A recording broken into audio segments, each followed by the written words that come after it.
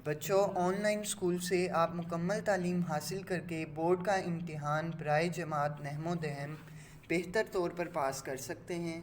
आप अपनी उम्र और तालीम के मुताबिक मज़ीद तालीम हासिल करें। वालिदैन से फ़ोन या कंप्यूटर पर हमारी वीडियोज़ के ज़रिए तालीम हासिल करने की दरख्वास्त करें। रोज़ाना 1 से 2 घंटे ऑनलाइन पढ़ाई करें और जब आप स्कूल जाएंगे तो आपको मज़ीद किसी मदद की ज़रूरत नहीं होगी। इस तरह पढ़ाई करके आप अपना वक्त और वालिदैन के अखराजात में बचत कर सकते हैं। ऑनलाइन स्कूल की कोई फ़ीस नहीं है। जूम पर भी क्लासेस का फ़ायदा उठा सकेंगे। हर क्लास और हर मज़मून की मुकम्मल तालीमी वीडियोज़ मौजूद हैं।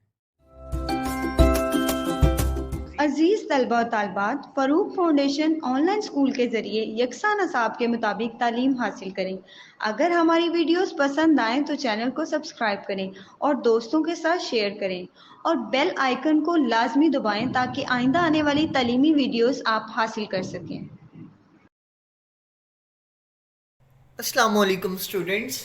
आप लोगों ने देखा कि हमने अपनी लास्ट वीडियो में एक्सरसाइज 4.2 जो है उसको कवर किया। ठीक है, आज हम लोग इंशाल्लाह अपनी एक्सरसाइज 4.3 जो है वो स्टार्ट करेंगे। ठीक है, उससे पहले आपके साथ मैं कुछ लॉज को शेयर करना चाहूँगा। ठीक है, आप देखेंगे अपनी बुक का पेज नंबर 51 है आपका। ठीक है, open your page number 51 and here you will see question class. ठीक है, ऊपर आपको एक हेडिंग नजर आ रही होगी जहां पे आपका लिखा हुआ है क्वेश्चन क्लास। ठीक है, इसमें आप देख सकते हैं कि आपके पास लिखा हुआ है when bases are same but exponents are different. ठीक है, जब आपकी बेस जो है वो सेम होगी, यानी कि ये देखें कि यहां पे मैं लिख रहा हूं व्हेन बेसिस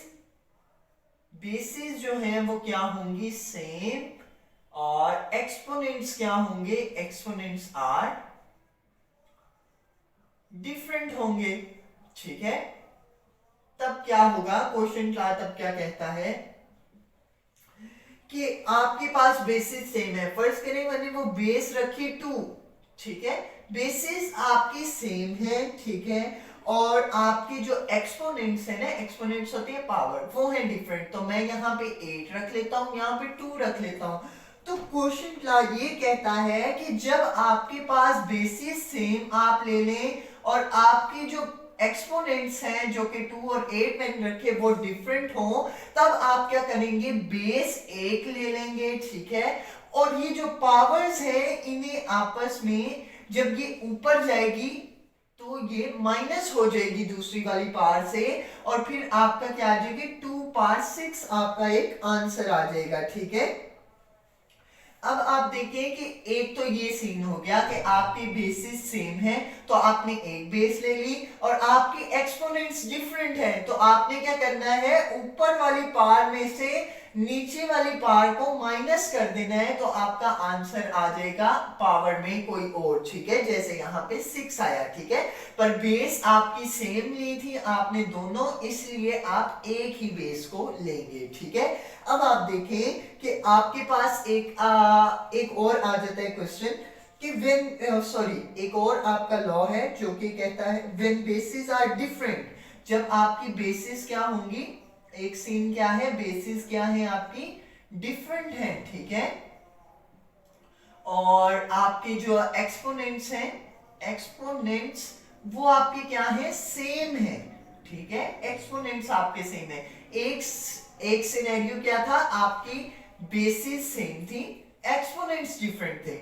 इसमें उलट हो गया कि बेसिस डिफरेंट है जबकि एक्सपोनेंट्स जो है वो सेम है। तो उस केस में आपका क्या होगा, उस केस में आप ये कह सकेंगे, ये देखिए मैं डिफरेंट ले लेता हूं बेसिस, जैसे मैंने एक बेस ले लें, यहाँ पे इन्होंने x5, मैं यहाँ पे ले रहा हूँ 3, ओवर 4, बेसिस मैंने डिफरेंट ले ली, बट आपके एक्सपोनेंट्स क्या है, यहाँ पे है 4 और इसका भी एक्सपोनेंट क्या है 4। तो वो ये कहता है कि आप इन दोनों की बेसिस को एज इट इज लिख लेंगे, जैसे कि देखें बटे में है ना, क्वोशिएंट ला है तो बटे में है, ठीक है, 3/4, और आपकी जो एक्सपोनेंट्स हैं वो चूंकि सेम है तो आप एक एक्सपोनेंट ही कंसीडर कर लेंगे दोनों के ऊपर, ठीक है।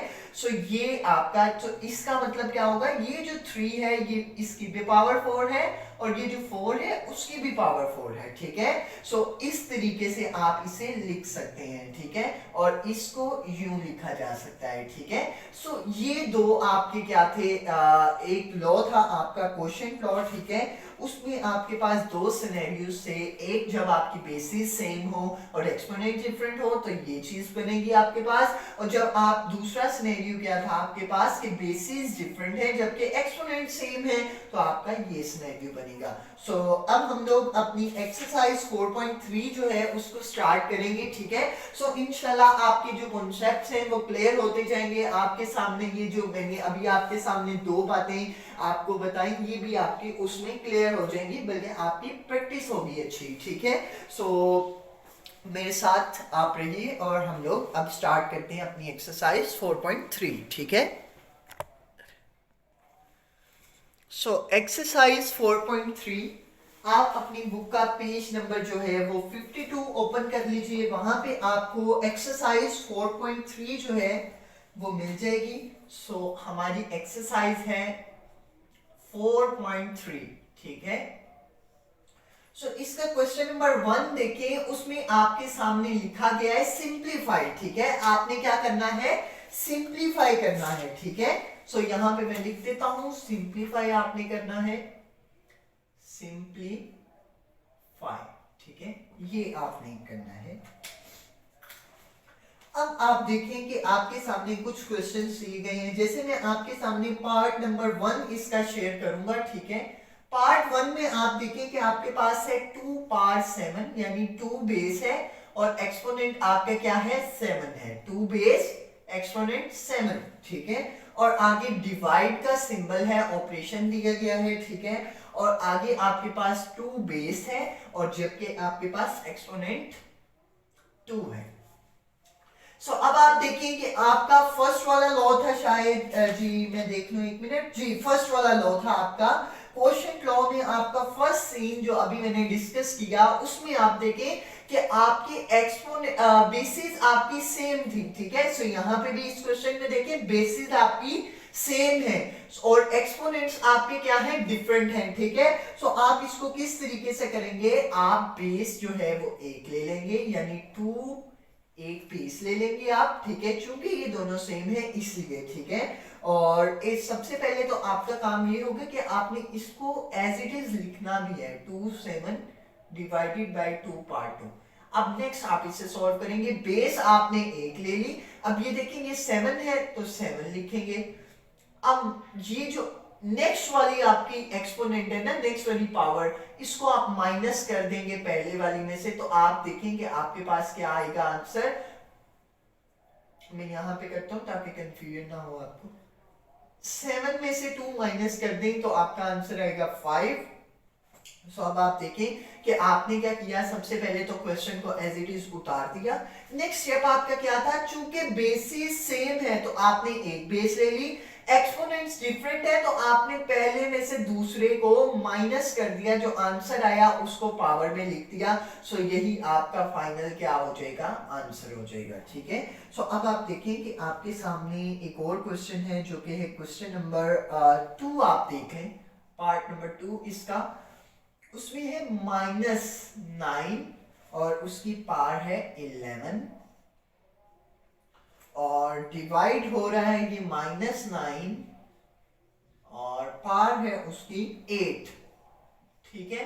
अब आप देखें कि आपके पास ये एक क्वेश्चन है, आप क्या करेंगे, सबसे पहले एज इट इज उतारेंगे इसे, -9 पावर 11 डिवाइडेड बाय -9 पावर 8, ठीक है।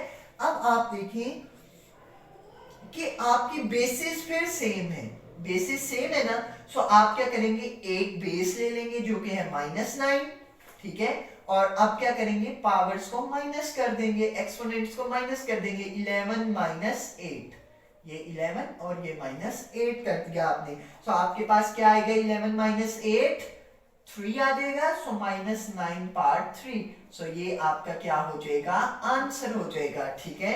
सो यही आपका क्या होगा, आंसर, ठीक। सो ये तो था हमारा पार्ट जिसमें हमने देखा कि हमारी बेसिस सेम है बट हमारे एक्सपोनेंट्स जो है, हमारी पावर्स जो है वो डिफरेंट है। तो उस केस में हमारे पास क्या हुआ, हमने क्या किया, हमने जो पावर्स थी उन्हें माइनस करके लिख लिया और जबकि बेस को सिंगल ले लिया, ठीक है। अब हम लोग एक और क्वेश्चन करेंगे जिसमें हमारे क्या होगा, हमारी बेसिस डिफरेंट है जबकि पावर जो है हमारी वो सेम होगी, ठीक है। सो पार्ट नंबर 4 देख लें आप, पार्ट नंबर 4 देखें, उसमें आपके पास है m पार्ट 3, m पार्ट 3, ठीक है। आगे डिवाइड और आगे है n पार्ट 3, ठीक है, n पार्ट 3। सो अब आप देखें कि आपकी जो बेसिस है वो डिफरेंट है ना, ये देखें ये m है जबकि ये n है, दोनों डिफरेंट है। सो आप क्या करेंगे, सबसे पहले तो इनको एज इट इज लिखेंगे, m3 माइनस n3, ठीक है। अब आप देखें, अब आप क्या करेंगे, अब आप ये डिवाइड है, सॉरी m डिवाइड मतलब बटा, ठीक है, वो लगा लिया, n लगा लेंगे, ठीक है। अब आप देखिए कि मैंने इनको तो डिवीजन में लिख लिया, चूंकि ये बेसिस हमारी क्या है, डिफरेंट है, तो मैंने दोनों को लिखना था, इसलिए मैंने m लिखा, डिवाइड की जगह बटा लगाया, फिर n लिख दिया, ठीक है। अब एक्सपोनेंट हमारा सेम है, सो मैं क्या करूंगा, ब्रैकेट लगाऊंगा और ऊपर लिख दूंगा एक्सपोनेंट जो कि हमारा सेम था, वो है 3। सो अब आप देखें m डिवाइड बाय n और पावर इनकी होल आ गई 3। सो इसका भी मतलब वही है जो कि आपके इसका मतलब है, ठीक है। सो आप इसको यहां तक ही करेंगे, ठीक है। सो यही आपका आंसर होगा। मजीद क्वेश्चन देखें अगर आप इसके, तो पार्ट नंबर इसका 6 है, ठीक है, वो नहीं सॉरी, पार्ट नंबर 6 में बेसिस सेम है, ठीक है। आप देख सकते हैं इसका एक पार्ट जो कि होगा जी, पार्ट नंबर 9 देखें आप, 9 पार्ट, 9 वाले पार्ट में आपके पास है 2 पावर 5 डिवाइडेड बाय 3 पावर 5।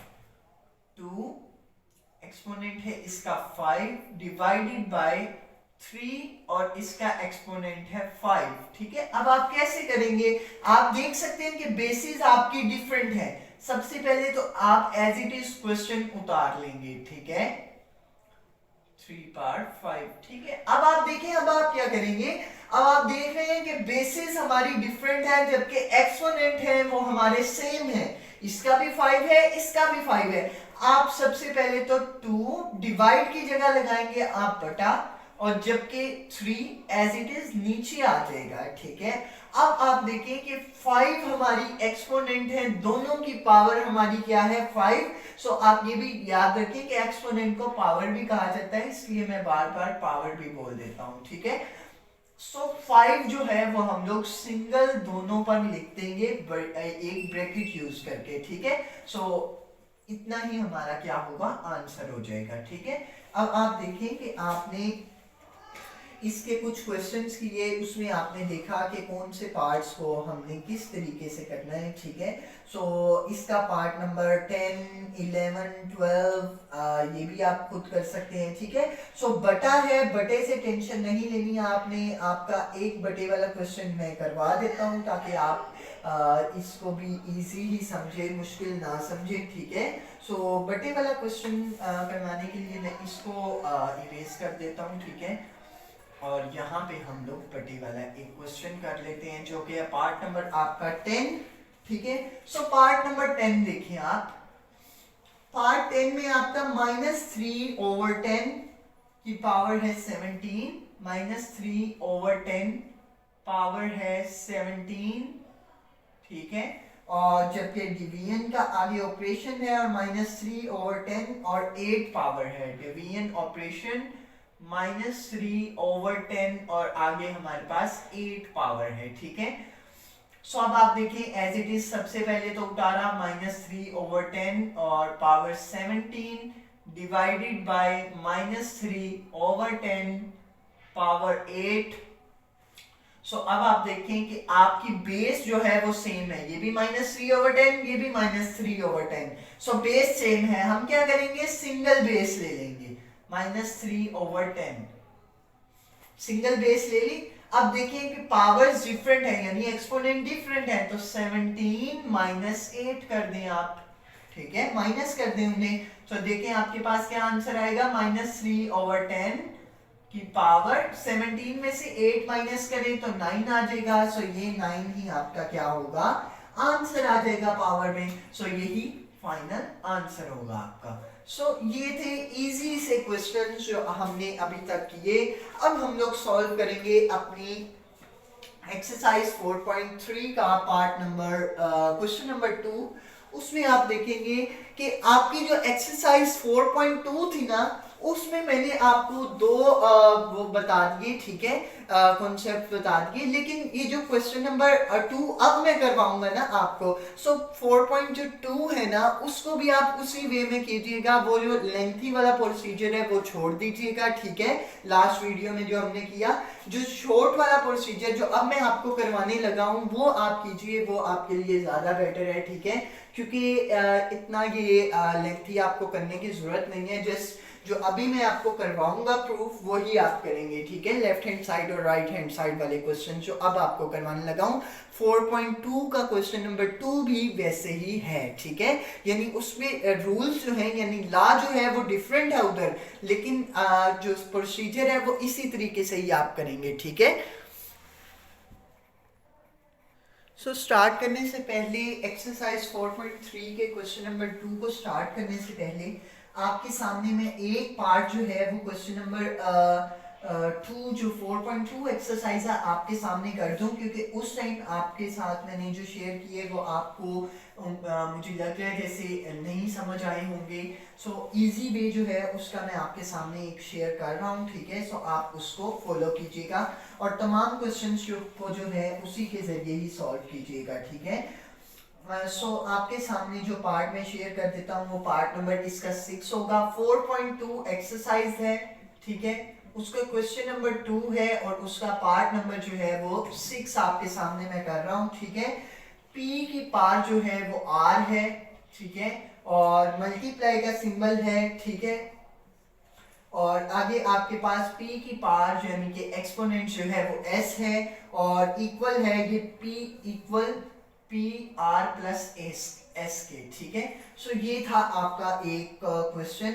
सो यहाँ पे आप क्या करेंगे, अपनी लेफ्ट हैंड साइड को ले लेंगे, ठीक है, लेफ्ट हैंड साइड को आप लेंगे अपनी, ठीक है, लेफ्ट हैंड साइड आपकी ये वाली है। सो आप क्या करेंगे, PR मल्टीप्लाई बाय PS आप लेंगे, ठीक है। सो ये 5 लग रहा है, S है, ठीक है।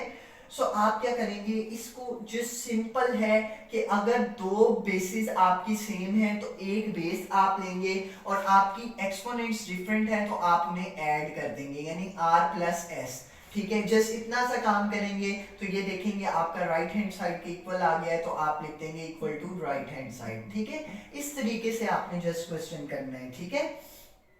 एक और इसका पार्ट देख लें ताकि दूसरा भी आपका जो लॉ है वो हो जाए। जो इसका सिनेरियो है 7 into 9 है, ठीक है, और यहाँ भी है इसकी पावर 8, ठीक।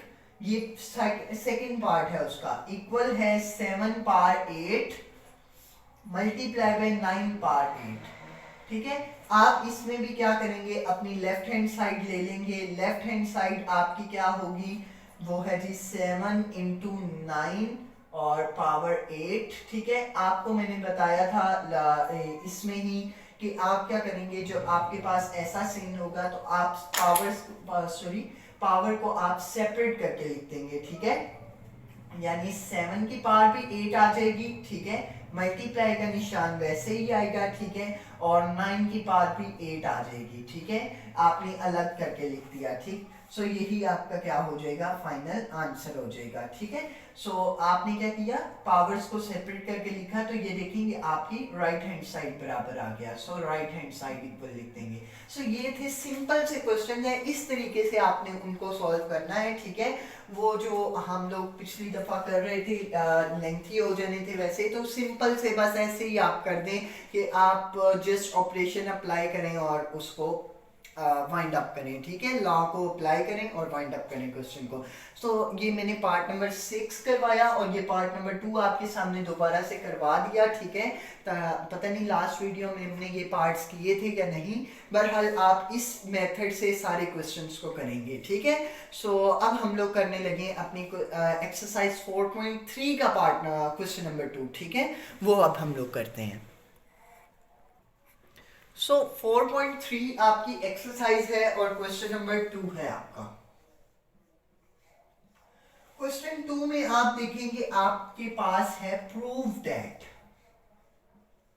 यानी हमने साबित करना है लेफ्ट हैंड साइड को राइट हैंड साइड के इक्वल करना है हमने। ठीक है, या फिर राइट हैंड साइड को लेफ्ट हैंड साइड के इक्वल कर देंगे। आपके पास ऑप्शन होती है, जहां से आपको आसान लगे आप कर सकते हैं उसे। ठीक है, सो हम लोग देखते हैं यहाँ पे पार्ट नंबर 1, इसका हम लोग सॉल्व आउट करने लगे हैं।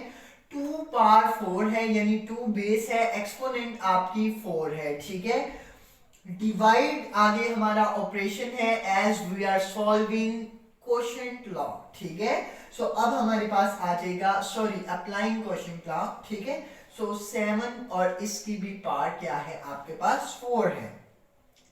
इक्वल है ये हमारा 2 डिवाइडेड बाय 7, 2/7 और हमारे पास क्या आ जाएगा, इसका होल पावर आ जाएगी, यानी होल एक्सपोनेंट आ जाएगा। ठीक है, हम इसमें क्या करेंगे, सबसे पहले आप लोगों को ये बात जहन में रखनी है कि आप क्या करेंगे, सॉल्यूशन लिख के और आगे एज इट इज क्वेश्चन को लिखेंगे। ठीक है, जो कि है 2 power 4 divided by 7 power 4 equal है 2 डिवाइडेड बाय 7 और 4।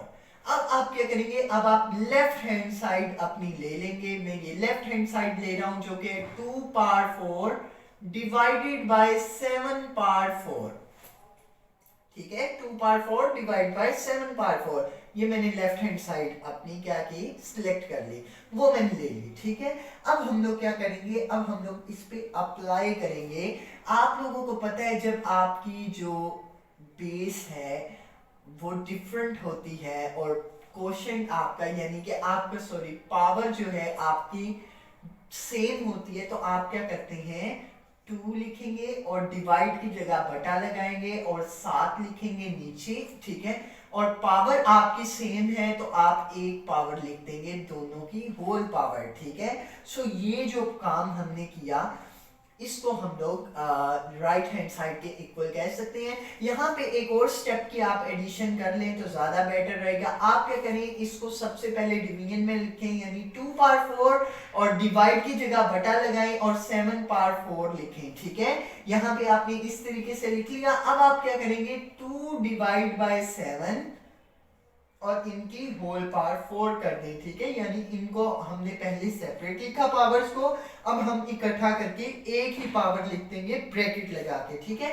सो ये आप देखेंगे आपकी राइट हैंड साइड के इक्वल आ रही है, तो आप लिख देंगे equal to right hand side. ठीक है, सो ये आपका क्वेश्चन सॉल्व हो गया। ठीक, अब मैं आपके साथ एक और पार्ट इसका शेयर कर देता हूं जो कि है पार्ट नंबर इसका 2, बल्कि 2 रहने दें, आप 3 कर लें। आप 3 पार्ट 2 आप खुद करेंगे। ठीक है, 3 पार्ट आप देखें इसका। 3 पार्ट में आपके पास है 3 पावर 8 है, यानी 3 और एक्सपोनेंट है आपका 8 डिवाइडेड बाय 3 है आपके पास, सिंपल 3, कोई पावर नहीं है, और जिसके ऊपर कोई पावर ना हो उसकी पावर क्या होती है, 1 होती है। ठीक है, सो इसको आपने 1 ही कंसीडर करना है। ठीक है, इक्वल है आपका 3 पावर 7 के। ठीक है, ये आपका 3 पावर 7 के इक्वल है। ठीक है, सो अब आप क्या करेंगे, आपके पास ये आपके पास कुछ आगे हैं आपके पास, ठीक है। आप क्या करेंगे,